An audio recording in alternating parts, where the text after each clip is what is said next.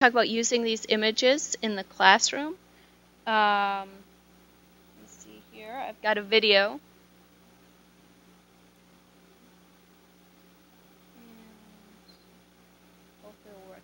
So this is the main Messenger website that Nancy just showed, and we're going to go through it, and we're going to see how we can take some of what she used. Her images are here in the gallery. Hopefully this plays.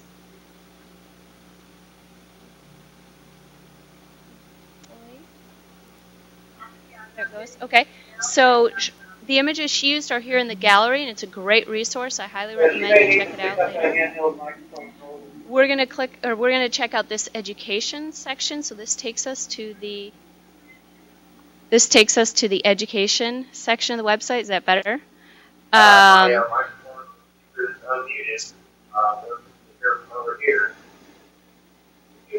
So we're getting somebody's not muted out there, just so you know. So across the top here, you've got resources for all different audiences. We're going to look at, obviously, the ones for teachers. So you've got the teacher homepage, explore it on your own time. There's a lot there. And then there's the Messenger education modules, which are, fully developed lesson plans. We're not going to go into those here today, but I encourage you to do it. Today we're going to look at the Messenger Mosaic Postcards project, the MPC project I'm going to call it. So in this area, this is in Flash, so I'm sorry if you have iPads, this will not work there, but everywhere else in the world, aside from the iWorld, it works just great. It's divided into two sides. You're going to look at the Surface Interactive side a little bit later when we break up into our workshop groups locally. Right now we're going to look at the Mosaic Postcards side of the site. Sorry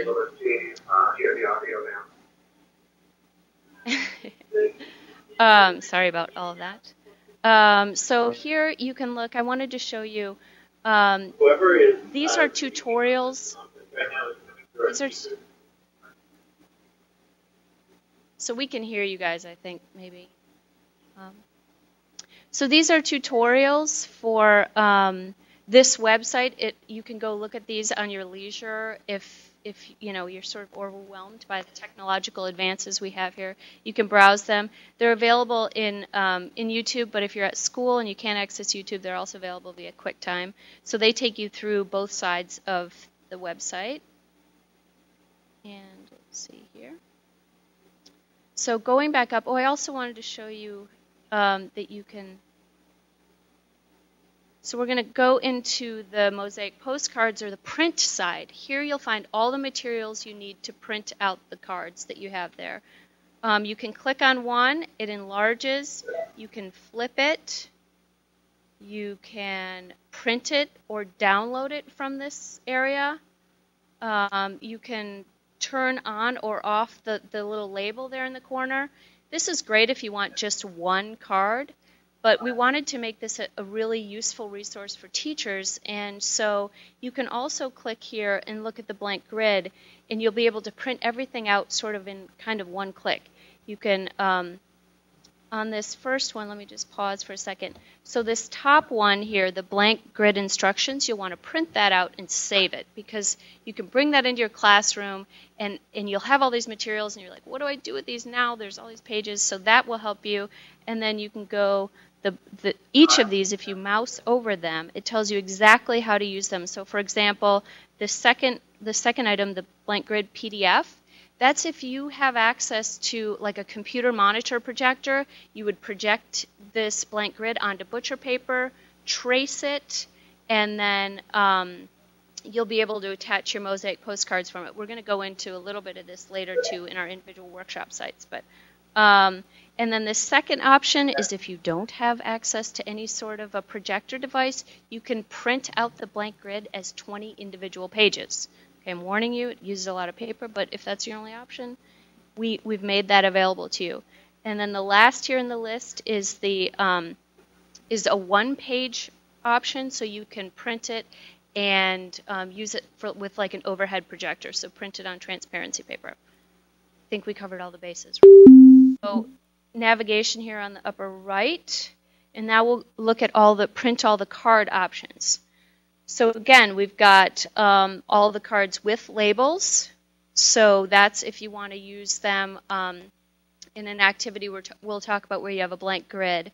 Now, if you want to use the next option, all cards with no labels, you can use them as sort of a puzzle, which again we're gonna do. You'll see an example of all this over here, but and in your own individual workshop sites. But and then this is the 6 MPC backs. So each of the cards that we've produced have a front and a back.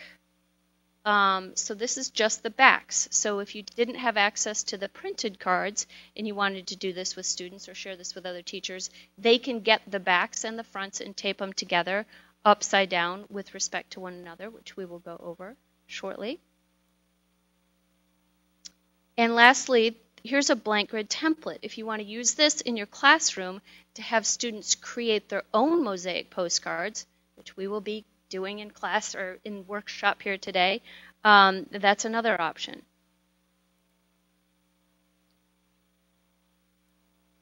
Let's see here.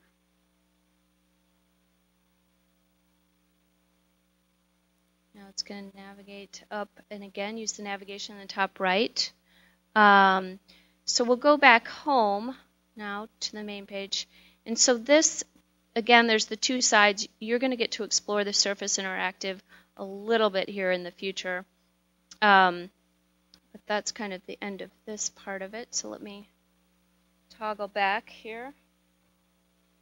PowerPoint. Okay. So now we're back in PowerPoint mode. Okay, so I talked about how to get all of these materials. Now what do you do once you have all of your mosaic postcards? Well, the first option, which if you want to print the cards with the labels like we talked about, you can make a mosaic of Mercury. So you print the fronts, we call it, the image side. You can piece them all together, puzzle style.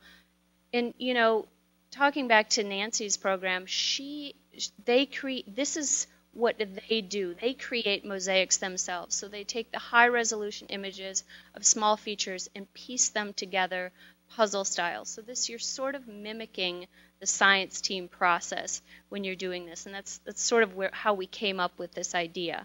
But so again, you've got the front and then the back is upside down, and I told you I'd explain why.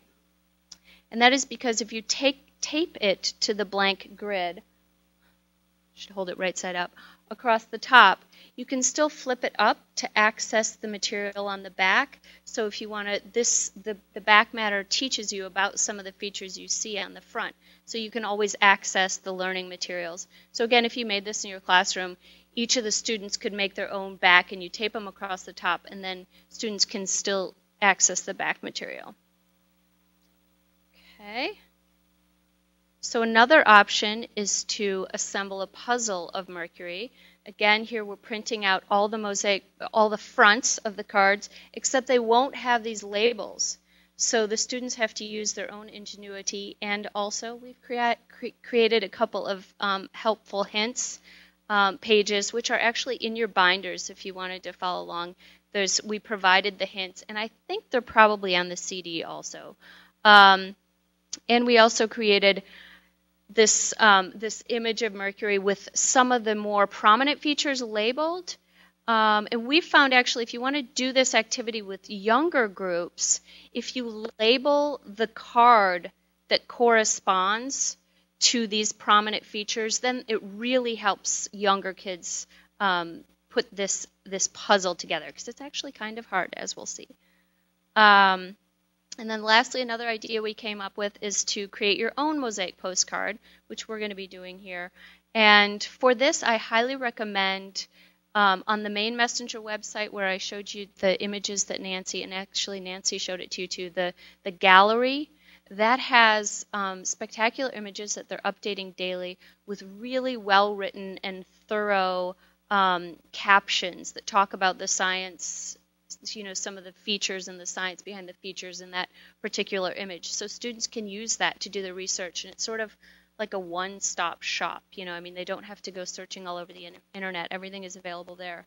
And also, I strongly encourage you to use the Mosaic Postcard Surface Interactive, which you'll all get to try out in a little bit here, which is tied directly to these cards. And I should note that we have only 6 cards now, but we will be producing more of them this summer. So it's kind of an activity that you can have with your students, and you've got it in the back of the classroom, and you've put up these 6 cards that you have now, and then, you know, next I guess there'll be a new crop of students, right? But next fall you can say, oh, look, we found some more of these cards, let's put them up. And so it's not, we haven't developed this as a standards aligned classroom activity, but it's a really good supplemental or out of classroom time activity.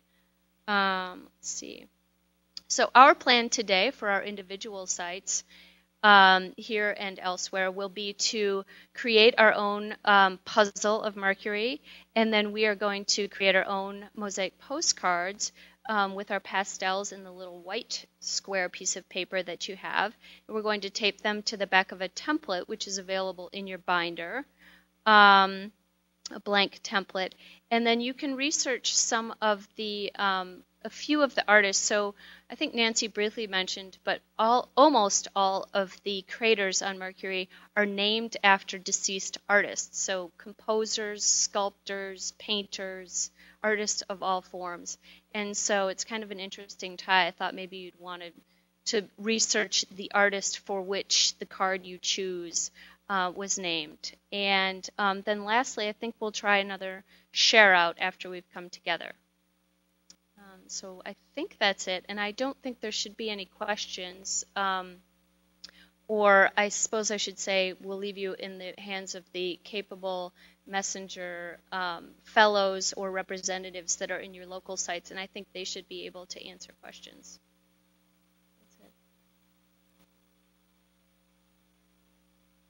That's it.